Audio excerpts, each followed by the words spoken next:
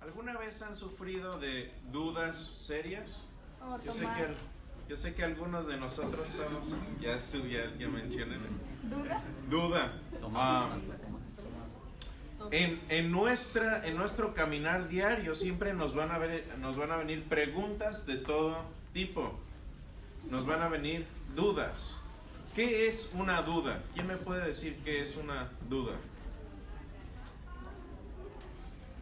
Incertidumbre.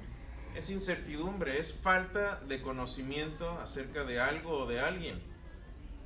Es una laguna en el conocimiento.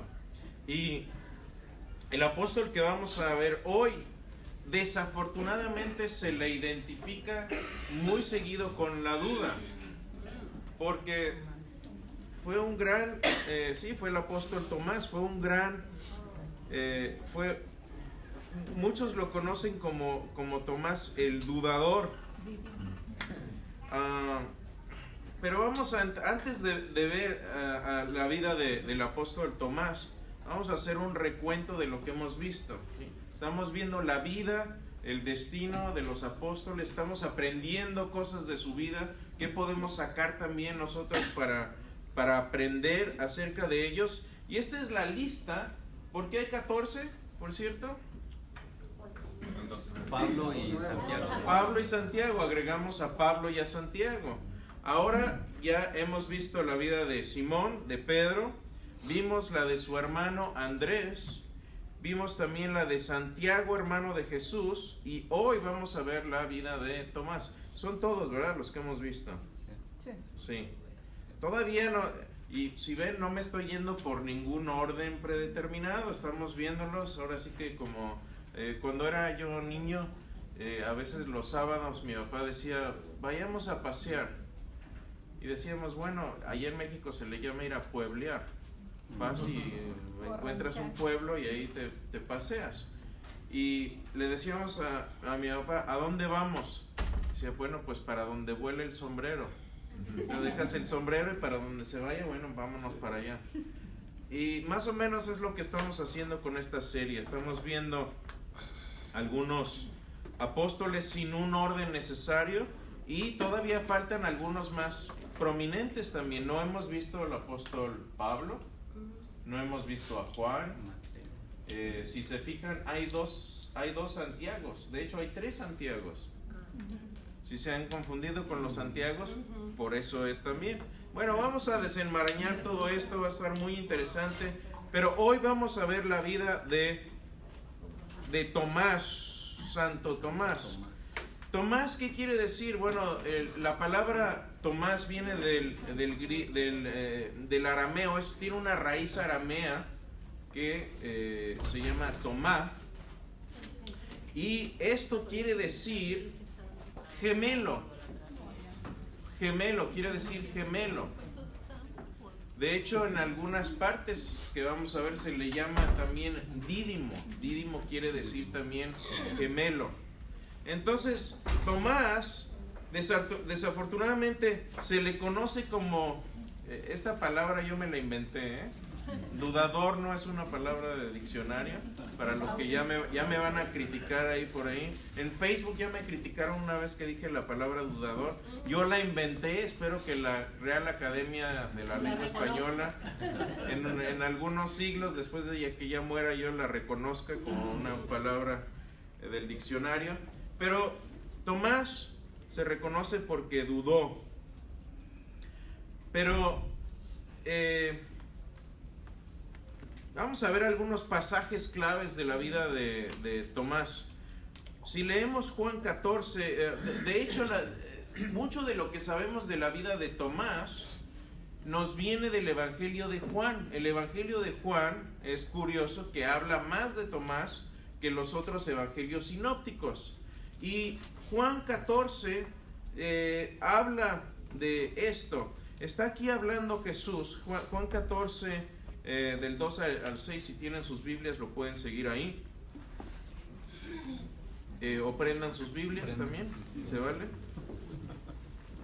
Y dice Jesús está hablando y está hablando con sus discípulos y les dice así, les dice, en la casa de mi Padre muchas moradas hay. Voy pues a preparar lugar para vosotros, y si me fuere y os preparare lugar, vendré otra vez y os tomaré a mí mismo, para que donde yo estoy, vosotros también estéis. Les dijo Tomás, fíjense, ahí es, Tomás entra en escena y habla, dice, Señor, no sabemos a dónde vas. ¿Cómo pues podemos saber el camino? Jesús le dijo, yo soy el camino y la verdad y la vida. ¿Qué sigue de ahí? Nadie viene al Padre sino por mí. O sea, este pasaje que es tan significativo, tan famoso, que muchos nos aprendimos de memoria, es la respuesta a una pregunta del apóstol Tomás. ¿Cuántos de ustedes son preguntones acá? ¿Nada más? ¿2? Es bueno ser preguntón, ¿sí? A veces en la escuela yo hacía muchas preguntas y llega un momento en que ya me decían, ya. Pero es bueno preguntar, porque saben que el que pregunta aprende y disipa sus dudas.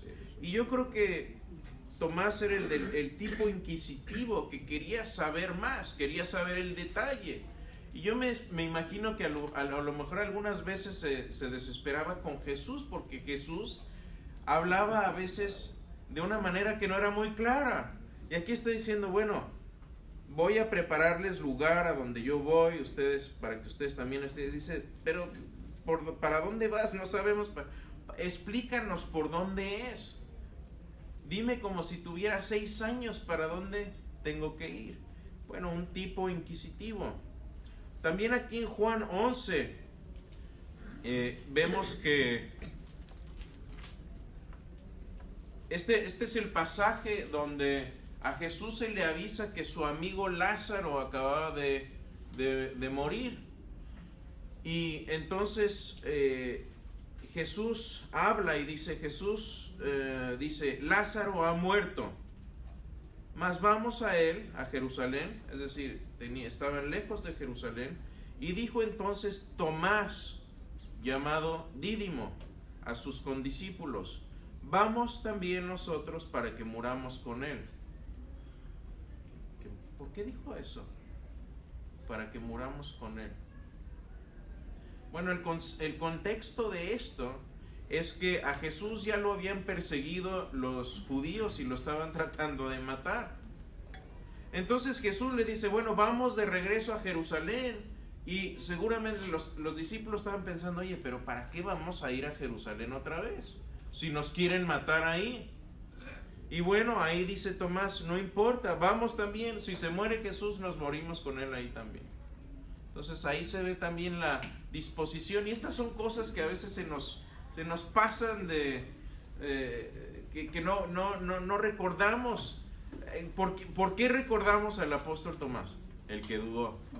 Pero no recordamos que estuvo dispuesto a ir con Jesús al peligro, al campo misionero, a ir a donde él quisiera y decir, ¿sabes qué, Jesús? Si vas a morir en Jerusalén, que queremos ir contigo, no importa, no hay problema, vamos contigo.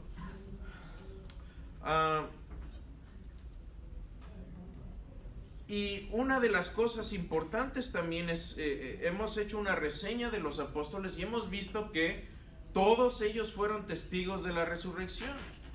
Hubo algo particular aquí en la vida de Tomás, ahorita lo vamos a analizar un poquito, en su experiencia de Jesús resucitado, que fue distinta a la de los demás. Vamos a ver, por ejemplo, 1 Corintios 15, donde Pablo les está hablando a los corintios acerca de la resurrección, del testimonio de la resurrección. Dice que apareció a Cefas, que fue ¿quién? Pedro, y después a los 12, incluyendo ahí Tomás, parte de los 12. Después acá en Juan 28 es donde Tomás exclama, mi Señor y mi Dios. Ahorita lo vamos a ver en más detalle. Y luego en Juan 21, un capítulo después, ya que Jesús resucita, Jesús se les aparece, y esto es lo que dice el pasaje. Dice, después de esto Jesús se manifestó otra vez a sus discípulos, es decir, después de la resurrección, junto al mar de Tiberias, y se manifestó de esta manera. Estaban juntos, ¿quiénes? Simón Pedro, Tomás, llamado Dídimo, el gemelo, Natanael, el de Caná de Galilea, los hijos de Zebedeo y otros 2 de sus discípulos. Entonces este fue otro grupo aislado, no fueron los 12, fueron un grupo más pequeño. Y ahí se les apareció, según Juan, el apóstol Juan, en Juan 21:1. Vamos a leer este pasaje con más detalle, el pasaje por el que se le conoce, o sea, la frase típica de que hasta no ver, no creer, viene de esto, viene de este pasaje de Tomás. Y dice así, voy a leerlo, es Juan 20 del 24 en adelante. Dice así, Tomás, uno de los 12 discípulos, al que llamaban el gemelo, no estaba con ellos cuando llegó Jesús. Quiere decir esto, que en el momento principal, en una de los momentos en el que Jesús aparece a sus discípulos después de la resurrección, él no estaba ahí por alguna razón. Estaban todos los demás aparentemente, pero él no estaba ahí. Después los otros discípulos le dijeron a él, hemos visto al Señor, pero Tomás les contestó, si no veo en sus manos las heridas de los clavos, y si no meto mis dedos en ellas y mi mano en su costado, no lo podré creer. ¿Ok?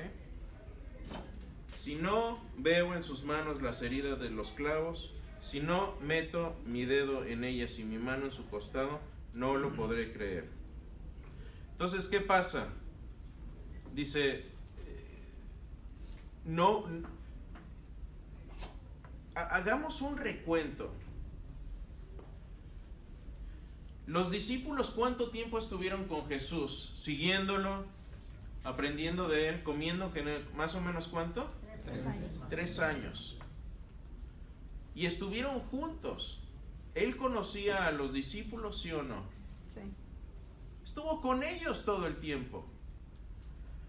De hecho, ahorita vamos a ver, pero después, en el libro de Hechos, estaban juntos, vivían juntos en un lugar que se llama el Aposento Alto. ¿Y qué sucede aquí?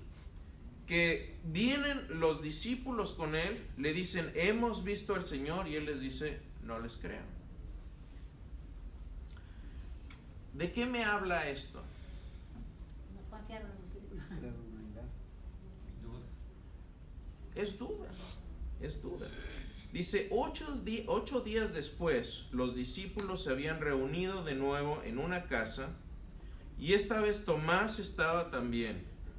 Tenía las puertas cerradas, pero Jesús entró, se puso en medio de ellos, los saludó diciendo, paz a ustedes.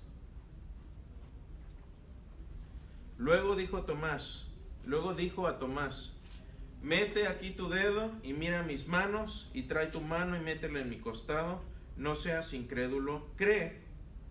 Tomás entonces exclamó, mi Señor y mi Dios. Y le dijo, ¿crees porque me has visto? Dichosos los que creen sin haber visto. Okay. Este es uno de los pasajes más mal entendidos de la Escritura. Pensemos en esto. ¿Es virtuosa esta actitud que tuvo Tomás o no? ¿Es algo para aplaudirle o no? Es una duda La duda razonable. no. ¿Es una duda razonable o no razonable? Es razonable por un detalle. Ajá, Si no has visto ajá, resurrecciones o que alguien resucite, Es como volver a preguntar por qué el fariseo cree que hay resucitar y el saduceo no. O sea, más profundo todavía. Pero es una duda razonable porque no lo ves a diario. Okay. Yo voy al contrario del comentario de él. Gracias. Porque él había pasado 3 años y Ajá. parece que en esos 3 años había visto 3 resucitaciones. Al menos. Al menos. Al menos que tengamos registro. Sí, sí. La de Lázaro. Y sabía el poder La de Tabita. que tenía inherente Jesús en él. Él había estado también cuando calmó el viento. Claro. Muchos milagros. O sea, poder sobre la naturaleza. Entonces, para mí no era una duda razonable, Ujú. porque después de 3 años, las dudas no deberían de haber estado tan... A ver, que se arme la polémica. No, ¿Quién más? ¿Quién da más? No, ¿Sí? no. Razonable, para mí sí es la duda, porque mediante la razón no existe una explicación para lo que sucedió, razonablemente o lógicamente. Bueno, pero la duda razonable en materia de, y aquí a lo mejor Victoria me corrige, que es abogada, pero la duda razonable quiere decir que cuando tienes la carga de demostrar algo, si tú puedes mostrar más allá de la duda razonable, es decir, que no quiere decir que no hay certeza, no quiere decir que hay certeza absoluta, pero quiere decir que hay suficiente evidencia para algo. Entonces, la pregunta aquí es, ¿Tomás tuvo razón en no creer el testimonio de los discípulos o no? Yo creo que fue porque él no creía que había resucitado, tal vez. Ajá. Y la pregunta aquí, ¿era razonable para él decir no les voy a creer o no? Yo pienso que sí, porque tal vez él no había visto a alguien después de la muerte. A ver, ¿quién da más? He saw Jesus for 3 years doing all these miracles. Do you think that would have been La niña salió. Escuchen esto me gustó. Abner dice, estuvo 3 años con Jesús viendo milagros. Uno pensaría que eso debió haber sido suficiente. ¿Qué piensan? Y el testimonio, y escuchar el testimonio de los demás discípulos que igual anduvieron. Si los demás, los otros 11 te están diciendo, ¿sí? A ver. Yo lo creo hoy, no lo he visto. Tomás debía haberlo creído después de haberlo visto durante 3 años, ¿no? Claro. Ahora, ¿el no ver quiere decir que no tienes evidencia? No necesariamente. ¿No ver es creer sin evidencia? Nosotros somos cristianos. Por fe. Ajá, por fe. Perdón. Ok, no, está bien, pero esa es la cuestión y eso es lo que quisiera aclarar, porque muchas veces relacionamos la fe con la palabra ciega y el creer. ¿Nosotros somos cristianos y tenemos razones para creer o no? Absolutamente. ¿Sí? Porque entonces mejor me podría ser mormón. ¿Por qué no mormón? ¿Por qué no testigo de Jehová? ¿Por qué no la fe Bahá'í, que es una locura, por cierto? ¿Por qué no otras? Sí, entonces, ¿por qué cristiano y no otra religión? Porque no estamos hablando aquí de sabores de helado, que a ti te gusta el de vainilla y a mí el de chocolate y a ti el de fresa. Estamos hablando de que el cristianismo tiene una base histórica para creerse o rechazarse. Y ahí podemos meter esta cuestión de la duda razonable o no. Y lo que está aquí sucediendo es que Jesús casi que lo está regañando. Porque si se dan cuenta, primero Jesús le dice, mete aquí tu dedo y mete tus manos. Y si ven las pinturas, estaba viendo pinturas medievales de Tomás, y la forma en que lo pintan siempre es usando este pasaje y Tomás metiendo los dedos en el costado de Jesús. Muy gracias.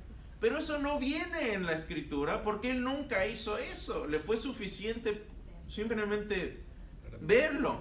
Pero el punto aquí y ahorita los dejo comentar un poquito más. El punto es este. Como dijo Abner, y estoy de acuerdo con él, y los que comentaron también. Tomás ya tenía la evidencia. Vio al menos 3 resurrecciones, vio decenas de milagros, ya sabía que los discípulos tenían credibilidad, porque eran compañeros suyos, habían estado con él, y no creyó el testimonio de los apóstoles, no creyó en el testimonio apostólico de sus compañeros. ¿Debió haber sido suficiente? Yo pienso que sí. Entonces, la actitud que Jesús aquí reprende, dice, dichosos los que creen sin haber visto, se resuelve en el siguiente pasaje, porque normalmente lo dejamos ahí. Hay que leer todo el pasaje completo, si no empezamos a sacar los pasajes de su contexto, y allí es donde vamos a cometer errores. Pero fíjense esta nota en la última parte del capítulo 20. Dice así: Jesús hizo muchas otras señales milagrosas delante de sus discípulos. Esto es lo que estaban comentando, las cuales no están ni siquiera escritas en este libro. En otro lugar dice Juan, si escribiéramos todo lo que hizo Jesús, no cabría en decenas de libros. Pero estas se han escrito para que ustedes crean que Jesús es el Mesías, el Hijo de Dios, y para que creyendo tengan vida por medio de Él. Entonces yo me imagino que Jesús le pudo haber dicho: Tomás, ¿de verdad? ¿De verdad tienes este escepticismo extremo en el que tienes que meter la mano en la llaga para creer? ¿No te fue suficiente que yo dije que iba a resucitar al tercer día? ¿No te fue suficiente todos los milagros que viste durante 3 años conmigo? ¿No te fue suficiente ver 3 resurrecciones, al menos que tenemos ahí registradas? ¿No te fue suficiente el testimonio de tus compañeros apóstoles que yo encomendé? ¿No te fue suficiente? Todavía tienes que pedir más evidencia. Bienaventurados los que... Sí, entonces está diciendo, bienaventurados los que tienen evidencia suficiente, y con esa evidencia tienen la nobleza suficiente de decir, lo creo. Y no es que el cristianismo sea creer sin evidencia. Tenemos la evidencia. ¿Qué es lo que tenemos? Tenemos el testimonio en las Escrituras, tenemos documentos históricos, tenemos el testimonio de los apóstoles, y precisamente parte de la razón por la que estamos viendo esta serie es porque estos hombres estuvieron dispuestos a sufrir y a morir. Incluso a Tomás, incluso el escéptico Tomás le dijo a Jesús: hey, si van a matarte a Jerusalén, vamos contigo, no importa que nos maten también. Lo malo es que ahí se queda la historia. Podemos ver un poquito más acá.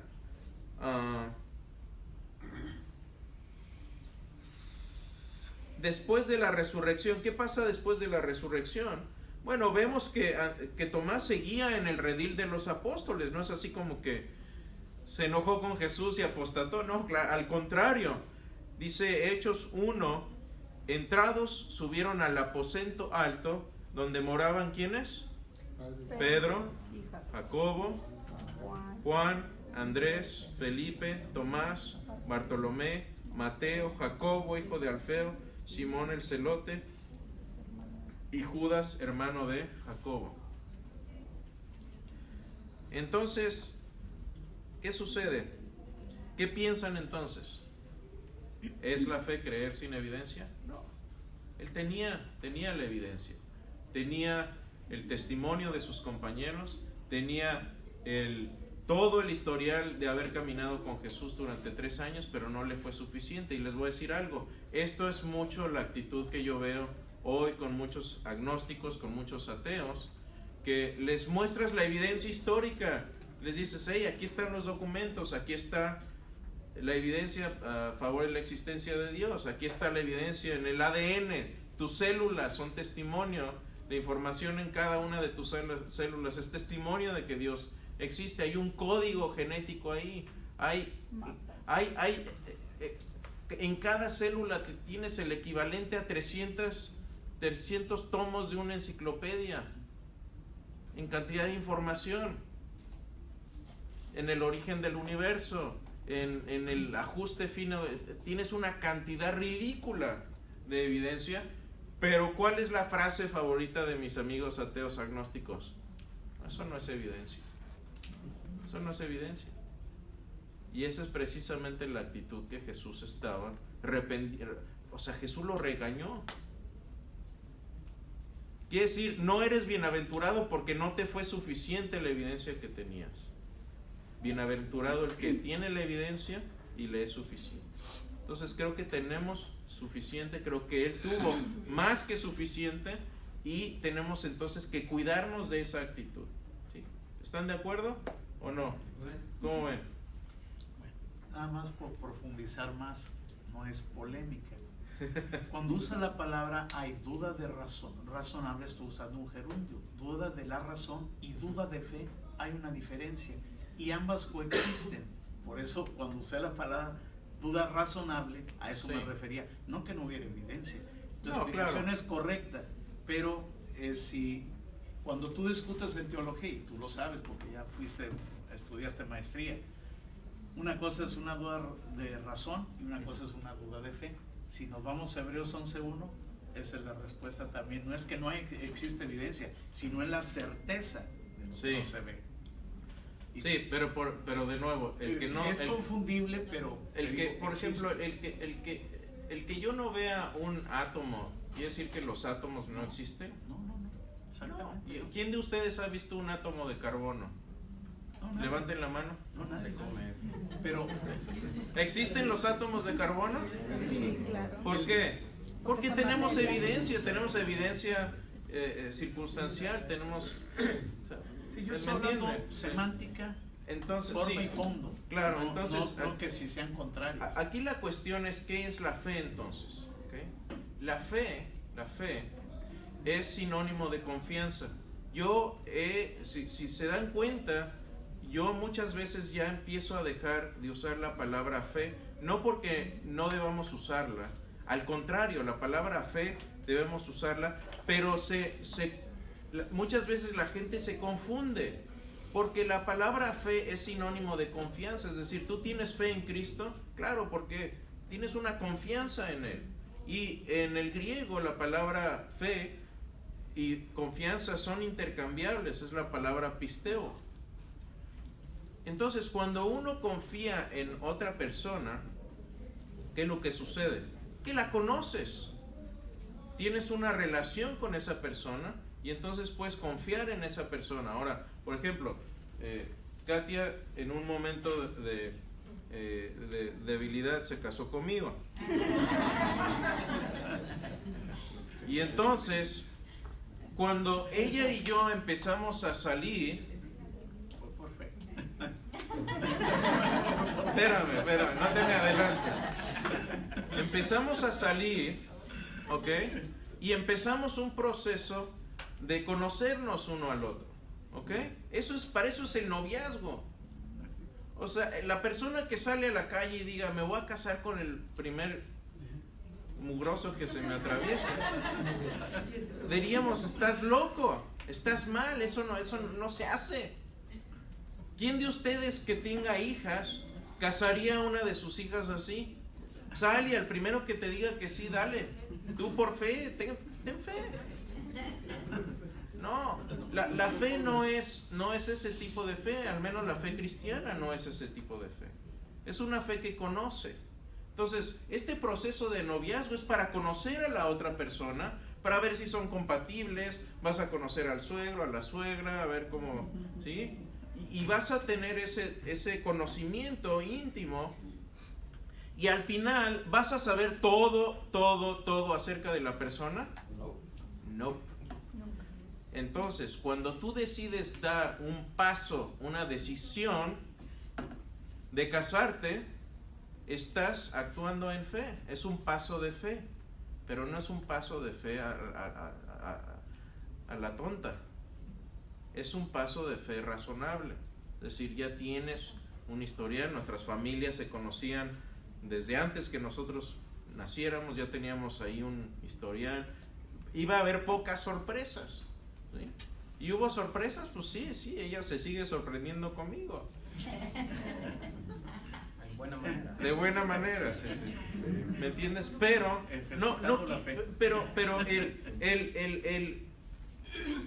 el no paralizarte ante la incertidumbre, eso es la fe. ¿Qué pasó acá con Tomás? Que se paralizó. En vez de haber tenido confianza de decir, ya tengo este camino recorrido con Jesús, tengo este camino recorrido con los discípulos, es razonable que yo crea. No pudo dar ese paso de confianza, y eso es por lo que Jesús le reprende, ¿sí? Alex, ¿ibas a decir algo? Y agregando a lo de que hay mucha evidencia para... Habla fuerte si quieres. Agregando lo que hay mucha evidencia para el cristianismo. Tenemos Ajá. un ejemplo de Mark Lanier, que es una persona que basa su vida, su carrera, todo en evidencia. Ajá. Y pues aún así es cristiano porque la hay, ¿no? Claro. Y no quiere decir que lo sabes todo acerca de todo. Simplemente es una inferencia razonable acerca de lo que tienes. Y por eso lo regaña Jesús. Le dice, hey, bienaventurados los que sin ver creyeron. Porque el ver no quiere decir que no tenga suficientes razones para confiar. Ok, bueno, ya golpeamos este caballo bastante. Vamos a terminar esta clase acerca de Tomás. Ahora la pregunta es, ¿qué pasó con Tomás después? Si ustedes se fijan, parte de lo que estamos viendo ahora es, ¿qué pasó con los discípulos después? La Biblia no nos lo dice, pero no quiere decir que no tengamos escritos y registros acerca de Tomás. Ahora, una de las cosas que tradicionalmente se piensan acerca de Tomás es que viajó a la India. No solo que viajó a la India, sino que posiblemente murió atravesado por una lanza. Por eso se le pone con una lanza cuando se le representa. Y si ven pinturas de Tomás, casi siempre está con una lanza en la mano. Y la pregunta es, ¿viajó Tomás a la India o no? Y aquí podemos preguntar, ¿era posible incluso ir de Jerusalén a la India o no? ¿Era razonable poder viajar a la India? Bueno, esto es lo que dice un erudito, especialista en historia hindú y especialista en la historia antigua de la iglesia y de su historia dentro de la India. Dice esto: la tradición de la iglesia oriental es que el apóstol Tomás evangelizó en la India, y no hay ningún historiador, ningún poeta, ningún brevario, ninguna liturgia, ningún escritor de ningún tipo que, teniendo la oportunidad de hablar de Tomás, no asocie su nombre con la India. Algunos escritores mencionan también a Partia y a Persia entre las tierras evangelizadas por él, pero todos ellos son unánimes en el asunto de la India. El nombre de Tomás nunca puede disociarse de la India. ¿Qué les parece? ¿Sabían esto? No. Interesante, ¿no? Ups, vamos a... Sean McDowell en el estudio, ustedes saben que este estudio se basa en su libro, y él dice esto, dice, tal vez el mayor desafío para evaluar la tradición de Tomás es que el registro histórico no se apega a los estándares occidentales. Ahorita voy a aclarar esto. No existe una historia escrita de la India hasta la llegada de los portugueses en el siglo XVI.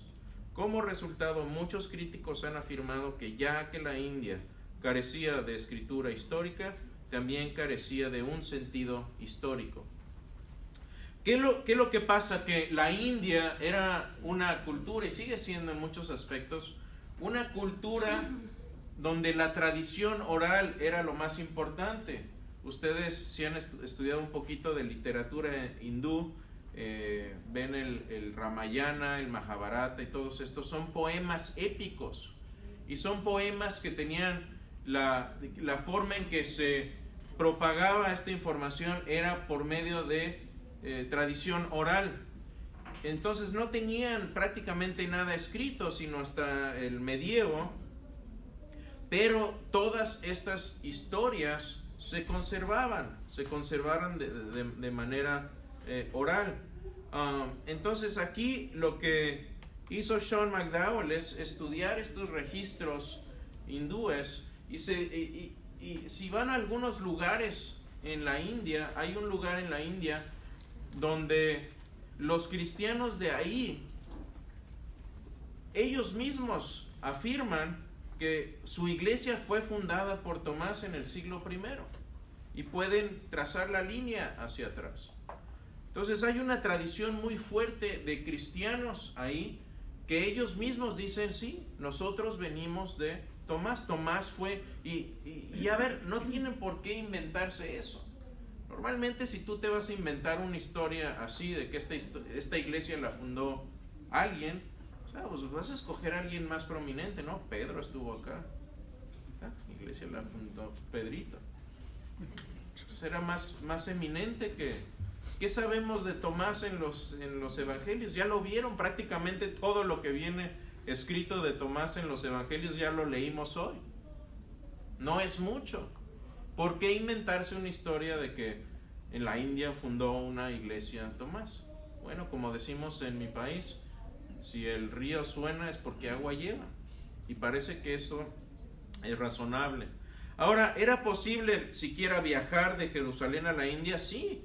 Se han registrado viajes misioneros, y uno podía ir de Siria, había caminos para llegar a Irán, y de Irán se podía llegar directo a la India. Y hay varios lugares, hay 2 lugares donde parece que estuvo Tomás ministrando. Una es en la costa este y una en el suroeste de la India. En Chennai hay una tradición muy fuerte de cristianos desde hace milenio ahí, y parece ser que Tomás fue el que fundó la iglesia ahí originalmente. Y también hay registros de que el cristianismo, al menos hay registros históricos de que al menos el cristianismo llegó ya como en el siglo II, si no con Tomás, después llegaron más personas, más cristianos a la India. Claro que los mataban a todos, por cierto.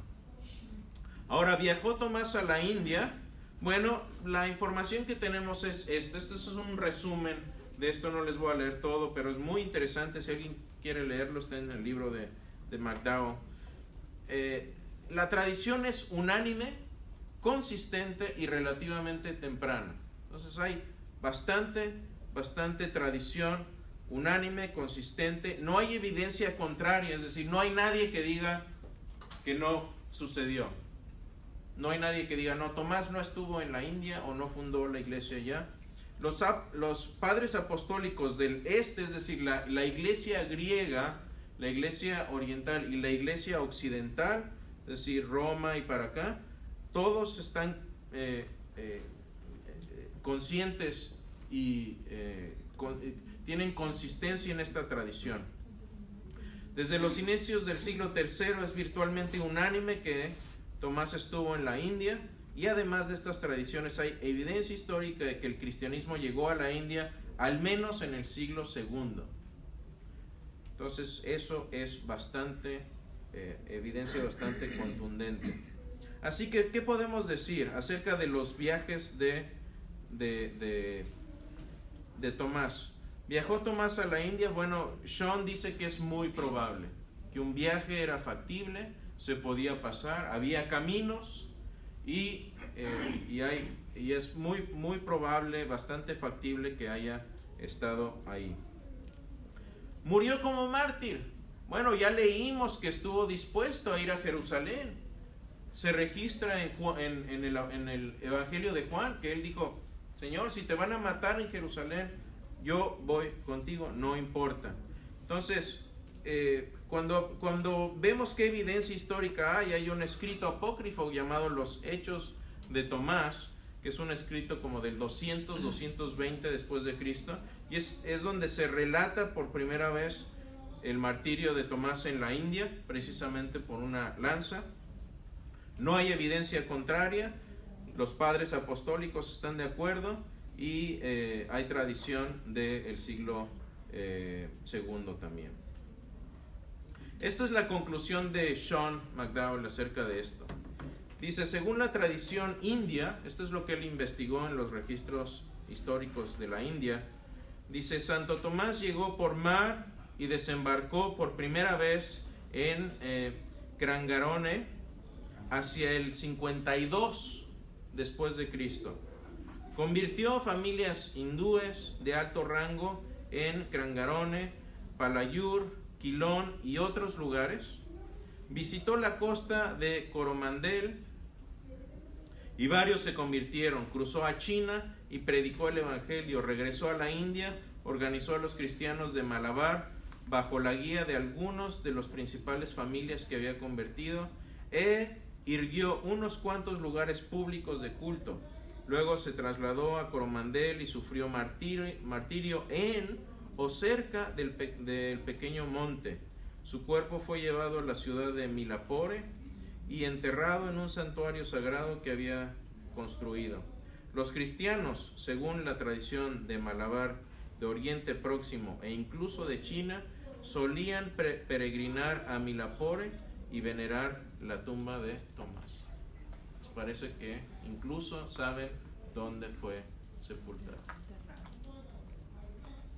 El mero hecho de que el libro de los Hechos de Tomás contengan figuras históricas conocidas como Tomás, Gondófores, Gad y posiblemente incluso Abán y Jantipe, Matsai y la ciudad de Andrápolis, indica que no está enteramente divorciada de una memoria histórica. En lugar de inventar una narrativa para el apóstol, los autores de los Hechos elaboraron una tradición histórica conocida.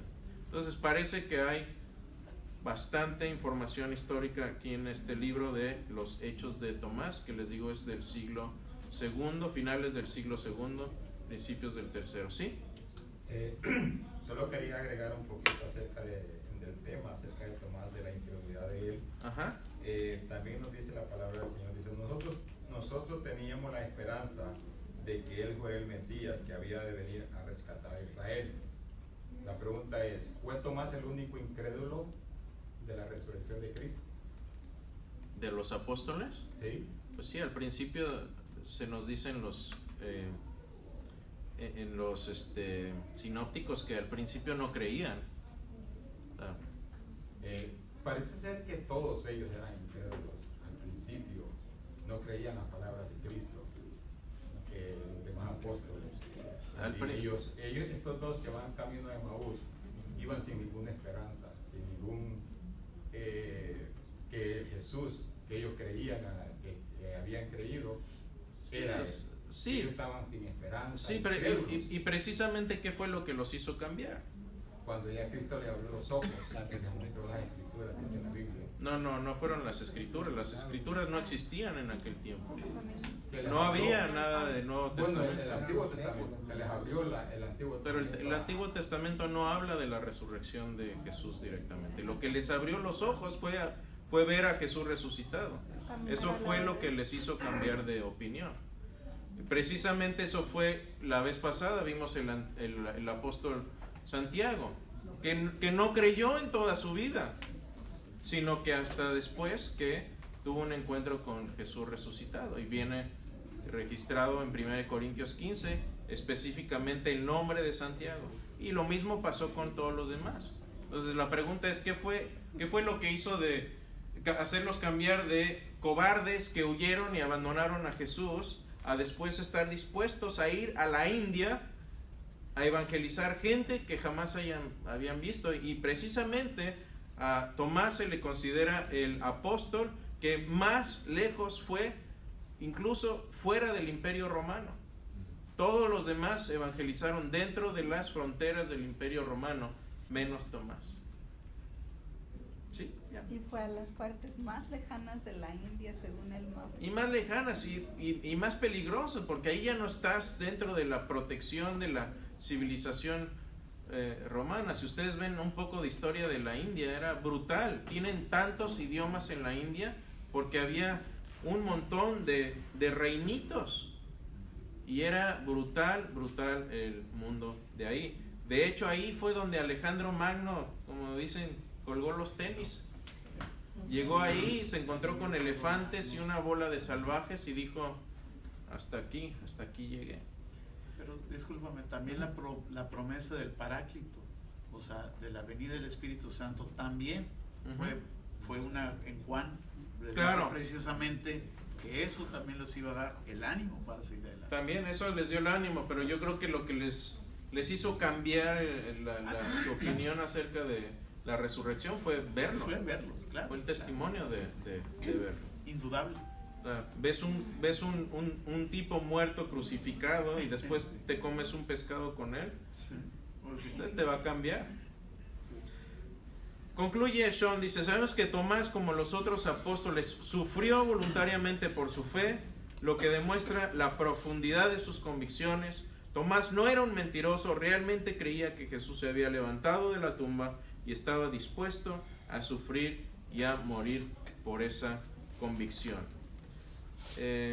Así que la respuesta aquí, murió como mártir, es él lo pone en un 6, ligeramente más que plausible, simplemente porque los registros de su muerte ya no son tan confiables como el hecho de que estuvo en la India, pero hay tradición también fuerte de que murió como mártir.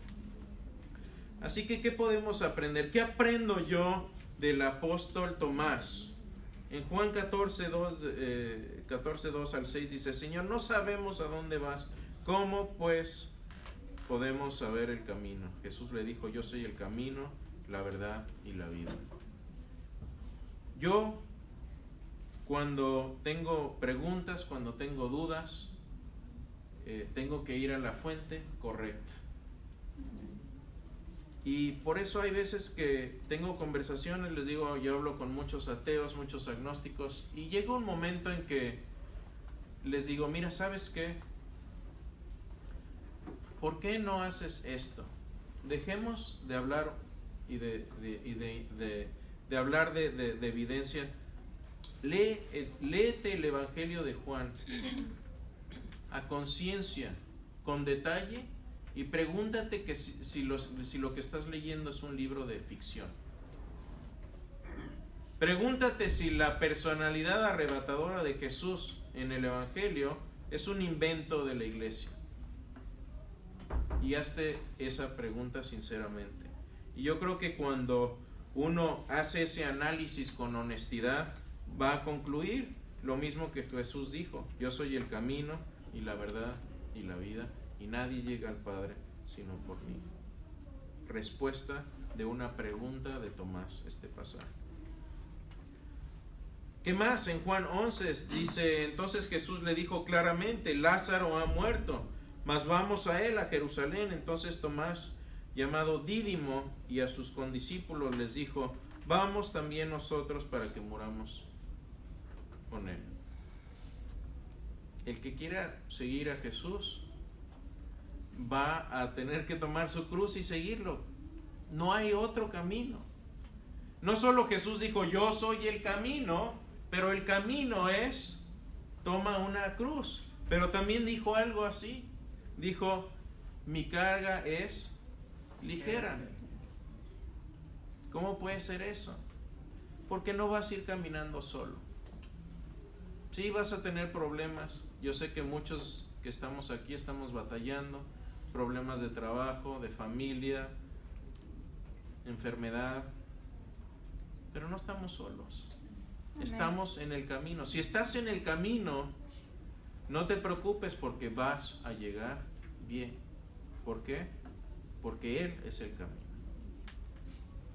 Y por último, Juan 20:30 dice, Jesús hizo muchas otras señales milagrosas delante de sus discípulos, las cuales no están escritas en este libro, pero estas se han escrito para que ustedes crean que Jesús es el Mesías, el Hijo de Dios y para que creyendo tengan vida por medio de Él. Él es el que da la vida. Él es el que da no solo vida aquí, sino vida eterna. Y si queremos estar disfrutando de esta vida abundante, tenemos que estar siguiéndole cada paso y tenemos que estar abriendo sus escrituras. Es la única forma en la que vamos a poder saber qué es lo que Jesús quiere para nosotros. Y como dice Juan, esto que se escribió es para que cuando tengamos dudas, cuando tengamos sufrimientos, cuando tengamos que esa cruz nos empieza a como que a doblar un poco, vayamos a Él y decirle: Señor, toma tú mi carga, ya me cansé, y déjensela a Él, dejémosela a Él y que Él la lleve, y Él nos va a aligerar esa carga. Amén. Amén. Nos ponemos de pie.